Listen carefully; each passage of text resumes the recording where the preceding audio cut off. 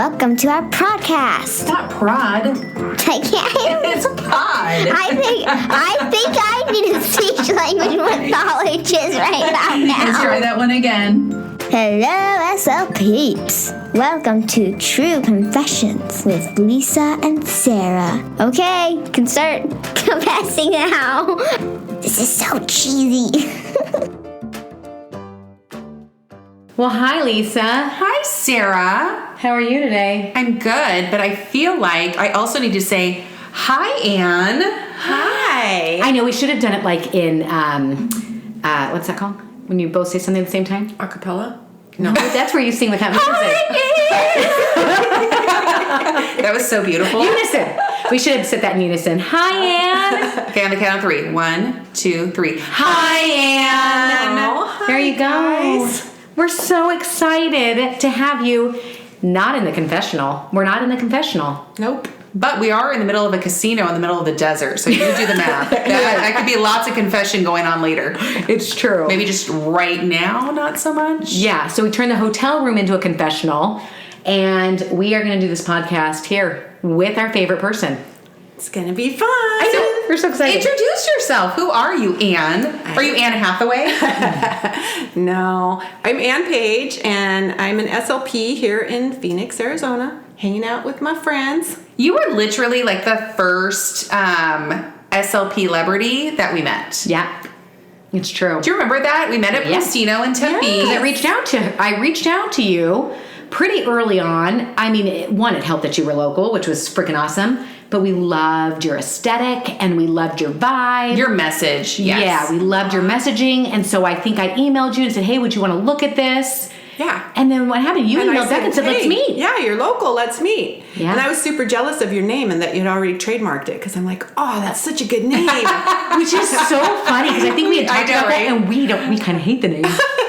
Yeah, it just is what it is at this point. But we were so literal. We joke about the fact that SLP Toolkit, when we first even went to our developers, we wanted like a literal toolbox that was red that opened up and like things popped out of the toolbox and there were like spinning gears. And one of them said, what are you, like Home Depot or something? Why would you want that? And we're like, okay. Yeah. It was very not good. Well, So that was come out of amazing. an SLP Toolkit, like, what's those little fake phones called? Yeah, we should have had a whisper phone. Yeah. And tongue depressor. Yeah. It could have had all sorts of tools coming out of it. Throat scope. Shout out to Throat Scope. We love that little wand. That lit wand of magic. That thing's amazing. So yes, so you were so gracious. You met with us. We had lunch. You shared your wisdom. I think we literally walked away with like 10 pages of notes. It was so fun. No, legit. I remember you taking notes the whole time. Yeah. That's how you found smartphone marketing and lots of other tons tips. of things. Yeah. Really got us going on Instagram. I think that's when our Instagram finally took a turn in the right direction.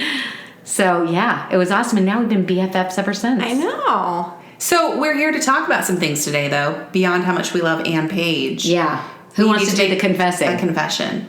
And you get to confess. Okay. Your grievous sins. Okay, I'm in. Okay. I'm in. Can you, like, direct me for which ones? Well, I would say that probably the overarching theme today is I have fear of using AAC. And you actually have an acronym for that, right? I do, yes. FOUA. Fear of using AAC. And this is a common thing. It's a legit thing. Yeah. But and not just fear of AAC alone. I mean, it's like fear of all of those kind of like low incidence disabilities. You know, those areas where we didn't get like a ton of content and information when we were in grad school. Exactly. But are putting the pressure on ourselves to already be experts in that area after 1 hour. Yeah. Because I think other people, especially in an educational setting, they look at you for your expertise, but part of that is saying, okay, I have some foundation. Even in that 1 hour, we might have more information than other people on our campus. Yeah. So use that, build from that, but don't be afraid in the process. Don't feel like you have to know everything. Yeah. And so we confess that all the time, that we don't know everything. I mean, big surprise. So what would your confession be? And like, how did you kind of get here? I totally don't know everything about AAC. I just stumbled into it and I always thought it was super fascinating. And I took everything I could in grad school for it. But then when I started at the district that I'm at now in South Phoenix, and I had 2 functional skills classrooms, and I knew the theory of AAC. I knew the names of some of the devices. I had maybe touched a device a couple times. But then when a kid showed up with a device, I had no idea what to do with it. How did you feel the staff was? Do you feel like they knew more than you at that point? The teachers? No, I felt like everybody was scared of it. It was like the kid brought a dead rat in his backpack. Right? So let's just leave it there. No, one of my favorite things. Let's just leave it there. I love that. It's so true. One of my favorite things that I heard about AAC once is I went to the same conference that I think you went to that the state of Arizona puts on, where it's all about AAC and where your district is at and setting some goals and figuring out what you need to do next. But one of the presenters said, so you, with average cognition and a master's degree and experience in this professional setting, are scared of it. So the solution to that is putting it on the kid to just figure it out, and you won't even figure it out. Like, I always loved that, where it was like, oh, I guess that is kind of true, where we kind of just say, no, the kid will figure it out, or we give up after one attempt. That was always super common too, where you don't like the failure. That would be my confession. I give it a really great college try, but when it doesn't come super easy to me, I kind of just like put it on the shelf. And they said actually in this conference that it was after on 8 out of 10 attempts, that's about when you were starting to see any kind of success on average with these kids using AAC, that it's not the first attempt, it's not the second, it's not the third. It's and talk about that, Anne, too, because I loved one of the first presentations that you did, I think, for Summit, right? You talked about how slow therapy is, especially with like our low functioning kids. And that was eye-opening for me. Yeah. It's like you can't look at it as the same as when you're planning your therapy for all your other groups of, kids with, that are maybe kids that have a learning disability and a speech language impairment. You can't plan the same type of therapy for kids that are kids with the complex communication needs. With intellectual disability. Yes. Their progress is slower. And it's slower, and I was lucky enough to be at the same district and work with the same kiddos for several years in a row. And then you do see progress, but it takes years, not months, years. And you celebrate that progress in those baby steps, because it's so hard sometimes for them to even make those baby steps in therapy. And they can have a whole year where maybe they're developing their physical skills, and so then the communication skills go by the wayside because they only have so much, I don't know what the right way to say it is, so much energy or brain power to focus on that. Yeah, right. And so then the other things are going to fall by the wayside, and then so you have to know that too. Yeah. I think that was my problem. I actually got in trouble in grad school when I was working with adults in the clinic because I didn't give a long enough silence. I will never forget, I didn't allow for time because I'm working with people who have clearly just, they've gone through a stroke or something and they've lost language. And so I got very uncomfortable with the silence. Yeah. These are adults. It's a little different with kids, but with adults, I hated that silence. So I would just go. And so afterwards she goes, stop doing that. They need time. And it made me so uncomfortable. And so that's what I think of when I think of some of these students who need time. They do. That's uncomfortable for me. And I think it's uncomfortable for all of us. And I'll even see, because that was something that I had to teach myself. And it's like, just hold on, wait. And then when you see that you see a kiddo that you don't think is going to do anything, and you give that wait time, and then they do. They need that time to process. It's just... And then you also have to deal with the other adults that you're working with. A lot of times I find that the paras, they're so well-meaning and they so much want the kids to do well, they'll jump in and answer for them. Yeah. And so it's a whole training process of telling them, I know that you know the answer, so that's not helpful. Right. I hope you know the answer. Pat on the back, but I'm not asking you. Yeah. Thank you for jumping in there, but I know you know that. Yeah. And so let's talk about that. Like, where do you start? Tell me where you started. You worked with those really low functioning students. Yeah. I did a lot of things wrong, honestly. Okay. I did a lot of things wrong. When I did figure out a device, the first thing I would do was program in their classmates' names, because then my thought was, well, at least that's something in their environment. So, and I actually, this is a confessional. So I actually put their pictures in too, because I thought that would be helpful. Well, that's against HIPAA. Okay. Right? You're not. Oh my gosh! You know that this is like light bulb moment for me. Right? I think that was helpful for them that they should have. I thought it'd be so helpful, but then somebody's like, yeah, like this was years later. Then somebody's like, yeah, you can't do that. That's against HIPAA. So, but you could put the kiddo's name. You could put a classmate's name. What if it's their personal device, just theirs? No. Still no. Because they take it home? Yeah. I see. Interesting. Yeah. And you've got a picture of another kid Look, I in guess there, I should've known right? that. Well, but is a school under HIPAA? It's more under FERPA. Yeah, but I think there's still some overlap there. I mean, like on the confidentiality. It's just against, it's against privacy for sure. But you could put in a classmate's name, first name, and like a little icon. So like if Johnny loves dogs and the friend knows that, you could put Johnny and a dog or whatever. That's fine, but that's really not the first thing you should do for AAC, right? Because that's fringe. But we do it, right? Because it's obvious and easy, yeah, right? Or else have them, first thing I did. or what's your pet's name? What's your favorite show? Yeah. Isn't that kind of the key though? Is sometimes we are programming things for our comfort and the ease of our job, and not really what the student needs. And you'll look at you'll look at a page of colors. Oh, point to red, point to blue, point to yellow. Maybe they don't know the colors, and so then you're taking their finger and pointing it to the color. That's not really going to help them communicate. Right? Do they really need to know colors at first? At that point, no. Right? I'm thinking no. Right. And so that's why when you finally get around to core vocabulary, that's when you start making your big progress. And it doesn't have to be with a sophisticated device. It can be with a board, and just give the kids some words that they can communicate with right away in all environments. And that's what core vocabulary is. That's what I was going to say is for maybe some of our listeners that this is brand new territory for them. Core vocabulary is that vocabulary that they can use every day across multiple settings and contexts. High frequency words. They are. They're high frequency words that account for pretty much like 80% of what they need to say. And it's research based. And I actually just went through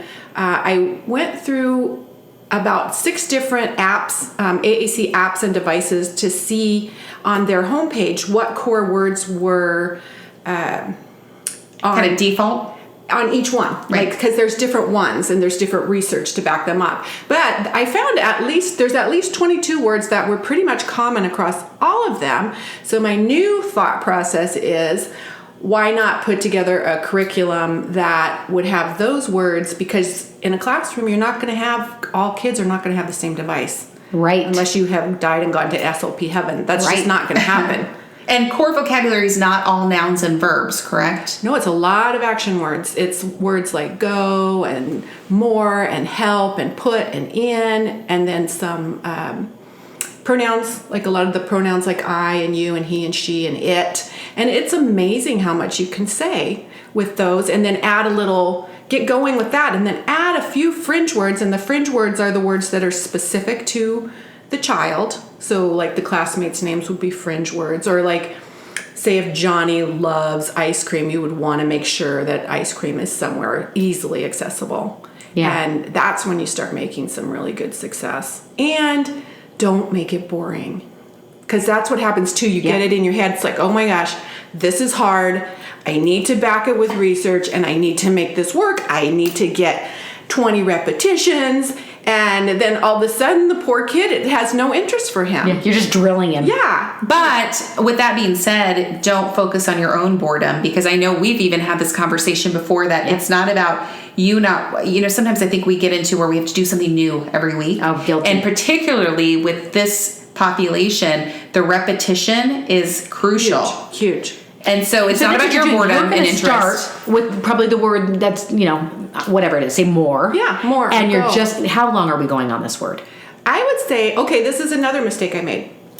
You can't, you're not going to just pick one word until they know it. Okay. Because that's not going to happen. Right. It might take a while. Some kids will pick up on a word right away, but it's more about modeling. And this was something that it's a super common mistake that we don't do it. And the kiddo needs to see if they're nonverbal or just partially verbal, they need to see how we want them to communicate. So they with their device. We're modeling on their device, right? Yeah. So then you're gonna, if you're saying go, you're gonna push, you as the SLP, you're gonna push the go and then show them what you want them to do. Maybe they're gonna push it, maybe they're not, but they're gonna see the consistent modeling from you and from the rest of the staff, and eventually they'll pick it up. And my example that I give a lot that I think is really good is that think about, for those of you that have kiddos, how many times did your child hear the word mama before they ever said it? Right. Like thousands. Right?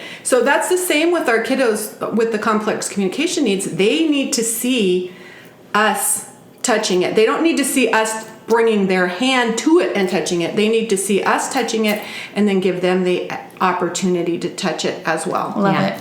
That's huge. It is huge. Like that was like a super light bulb and when you start making faster progress as a rule. So as somebody that, say I inherit a caseload that this is a new population of students for me and I don't know what the heck to do, what are some resources that are available to me to get me on the right path and get going with AAC? There's lots. I would say to develop some theory, well, not theory, but just to get some guidelines for yourself as a go-to resource, I would go to Practical AAC. That's a blog that's been around for a really long time. It's a wealth of information. And so you can Google and find things there. I love that resource, and I have referenced it a lot and used a lot of things on it. Is it organized, though, in like a, here's always been my issue with all resources, especially in an area like this, where I still don't know the sequence. Like I need that, I just bumped something, sorry. I need that, where do I start? And then I need a sequence. Yeah. So is That's it real organized that way? Or is it just kind of resources like on specific topics and okay. Yeah, it has a lot of video clips and resources, and then it has a search function as well. But if you need information like right away, then I would say try within your immediate community to talk to an SLP in your district that might have that. That's true. There should be someone, hopefully. And then really social media, you can find a lot on social media. And there are a lot of people like myself that are super helpful. We like helping other people. And so you can ask, like, don't be afraid to like direct message somebody and say, hey, I need to get started. Can you point me in the right direction? Yeah. And then... Or push them. Or push. Like some people need a big push. A big push. And I love that you said that. I mean, we talked on our last podcast episode a lot about being embarrassed to say you don't know something. Right. And so we go like through, I would spend all this time on my own pouring through things and trying to make sense of these things that I really struggled with when I could have just asked. I could have just asked an expert to like guide me and lead me in the right direction. Especially now, the access we have to people that we never had before is huge. Yeah. Oh, and I did want to say, too, another resource would be, so say if you have a kiddo that has a device, say a dedicated device, so let's say that they have LAMP Words for Life, then get in touch with the rep. So LAMP Words for Life is by Prentke Romich Company. Just Google it. If you don't know, then Google it and find the local rep, and they are always a really good resource. Because they want their devices used successfully. Yeah. It's all for the student and making sure that they're using it and that it's not just sitting in a backpack or on a shelf somewhere. Yeah, exactly. Yeah, and that's something I would assume they are very familiar with the device. Oh, so they would hopefully be able to tell me kind of, I need to know even that rhyme or reason. Because there are different, obviously, the clip art, the images are different on all different devices, but also the location, buttons, and how things are organized. Right? That differs. It does. From device to device. It does. So, I think this is why this one just kind of blows my mind. And that's why I think it gets mind-boggling, because once you start thinking about it, then your mind goes to all of the different, it's a huge, huge field. And so you have to just keep bringing yourself back to what is it that I want this student to do? And even for a minute in your head, take the AAC piece out of it and just think language-wise. Right. What is it that I want this child to be able to do? And then we're going to use AAC as a way to help them do it. It always helps me to think about even like goal writing. It's not that you're writing AAC goals. You're writing communication goals. Yes. The AAC is just a form of output, just like if you're using words or sign or anything else. And so when I heard that for the first time, that really helped me shift my thinking.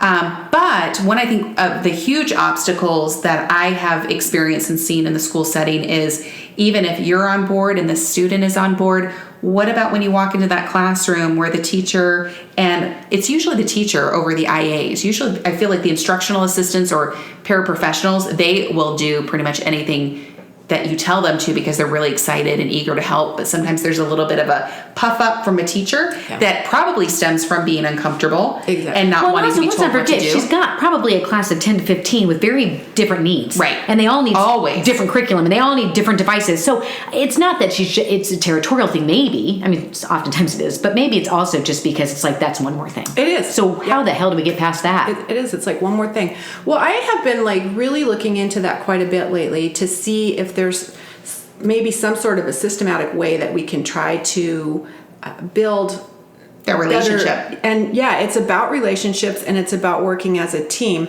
And so I think you can't go in as the SLP, you can't go in as a superhero.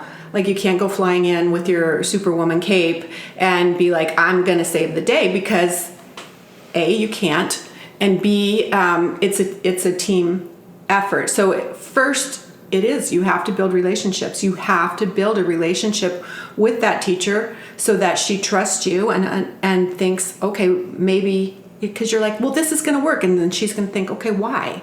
And so explain it and show it. And it's a marathon, not a sprint. It's going to take... Love that. It just takes time. I always try to think too, like, how would you feel if somebody walked into your speech room and started dictating things for you to do? Right. It's all that about you have tone. no buy-in on. Right. They have no buy-in. It's buy-in, it's tone, it's relationship, it's all of those things that are precursors before you ever get to that other thing. And I feel like too, it's part of the modeling that once they see success that you're having with the student, then you do get the buy-in. They'll come to you with their questions and, hey, how can we maybe implement this? But if you go in telling them what they have to do, I'm pretty sure nothing will get done other than maybe they throw darts at a picture of you on the wall. Yeah. Happens. And I think once they see that it will change behavior for the better, that's huge. That's when you'll get some really serious buy-in. That's Love awesome. it. So you have recently developed a support group too, and actually an academy for people who are interested in AAC and have students that have these needs. So can you tell us a little bit about that? Well, yes, I would love to. AAC Academy, I put that together. It is kind of a combination of a coaching program and a course. And I put a lot of thought into it for the last couple years, and I thought, okay, what would have helped me, like 10 years ago, when I was really struggling and overwhelmed. And so that's kind of what this is doing. So it has video modules to get you started. It's a monthly membership, and then there's support through the Facebook group and through I have office hours that they can ask me They can ask me questions every Tuesday. The members have been really super supportive of each other, and so it's just a gradual building of skills and also community. It's a community. Love so it. You have support, so you're not just out there floundering. You have somewhere where you can go and say, hey, I need some help, point me in the right direction. And what we're doing right now that I think will be super helpful in what we're talking about is I'm making little short video modules of how to work each different type of device, so that if that can be used for staff and teachers and for SLPs. So then if you get a student that comes to you with a new device, you can quickly, instead of having to Google everything and sift through, you can quickly just access this little 6-minute video that'll say, okay, this is how you turn it on. This is how you change the voice if you don't like the voice. This is how you make it not talk so fast. And this is how you can change a few things. That's huge. I love the idea of video modeling, because if you even think of anything in your personal life, like I had to change a cabin air filter in my car. I didn't read directions on how to do that. I went to YouTube and I watched somebody doing it. And so I think we kind of overlook the importance of that for things like this, that I could read a manual on a device and it would be like reading an IKEA instruction booklet. That just doesn't help me. I need to see it. Yeah, and you need it now. Yes. Like you don't want to dig through all the stuff you don't need yet. Yes. And so I wanted to make it super accessible and so that people can have success right away. And not be so I love scared that. of AAC. I do too, because can I tell you, I was so embarrassed. We had an AAC specialist in our district. Our district's huge. And he dropped off the device. And he was an SLP. And so again, I think there was that I'm embarrassed because I should know this. I should know, I've never seen this device in my life, but I should know. I should know how to work it, right? And so I was supposed to do one thing. I was supposed to go in and change something. And rather than calling him and saying, I don't know how to turn it on. Right? I know. I don't even know how to turn it on, and I certainly don't know how to get to that menu setting you're telling me I need to go change. They're all different. So I wish I had a video then, because I think I spent hours going through it myself and trying to figure it out. And I think that's so why dumb. we get so frustrated. Yeah. And it's like one AAC device, one AAC device. Right. Doesn't mean you know them all. No. Right. Because they're all different and they change a lot too. Right. And we actually, at ASU, I think it was required. When I was there, we had a whole semester on AAC. I was there in the 19th century. So Oh, okay. it wasn't, I don't That's true. think it was required. I forgot how old you were. And so we're actually here for Anne's birthday. That's right. Or actually, because I was getting ready to say, Lisa's is the next birthday. That isn't true. Anne's birthday, we're here to celebrate right now. That's what. Yeah. And it's a big one. It's a big one. Yes. Exciting. It's a big one. Talk about overcoming fears. 21. I mean, now that's why we're at the casino. Right. You can gamble and drink legally. Oh, Yeah. finally. Yes. So we'll post some pictures about the shenanigans that are about to occur when this thing ends. But it's going back, we actually had a whole long semester on AAC, and it was really great. But what happens with a lot of things in grad school, it was a lot of theory. Yes. And we did get some practice, but not real life application. So they may have given us devices to play on, and they may have told us a few things. But what it comes down to is experience. You've got to have that device in your hands with a real life student in a real life situation. Yeah. And so, and we can't be afraid to walk into those and just try. It's about just trial and error. Exactly. And not afraid to ask questions. I know we touch upon this frequently throughout many of our topics because it's one of those things that we are very passionate about, the idea of being a lifelong learner.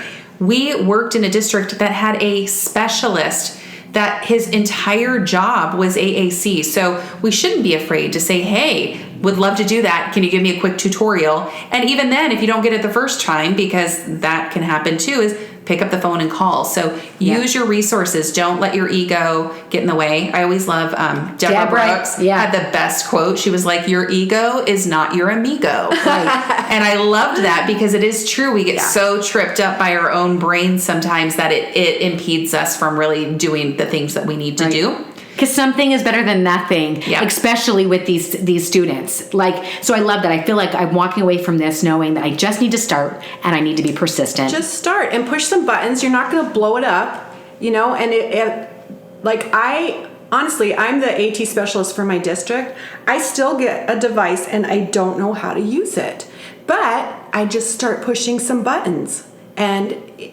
I'll ask the person that's with me, if there's an aide with me or a teacher, I'll be like, what do you think? And then let them push some buttons too.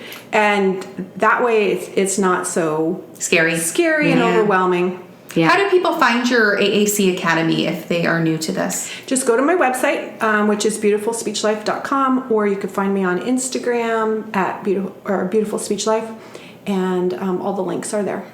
This has been so awesome. Yeah, I actually feel like this is our most educational podcast we've done. Oh. I know. Wow. I have learned so much sitting here. I love that we can just readily admit that, that we don't know something, and that was awesome. Thank you. Really helpful. Okay, but now on to more important things, the pool. Right. So we're going to have to wrap this up. Okay. Thanks, Anne. Oh, it was so fun, you guys. Good. Thanks for being our bestie. Yeah. All right. Love you. Peace out. Bye, guys.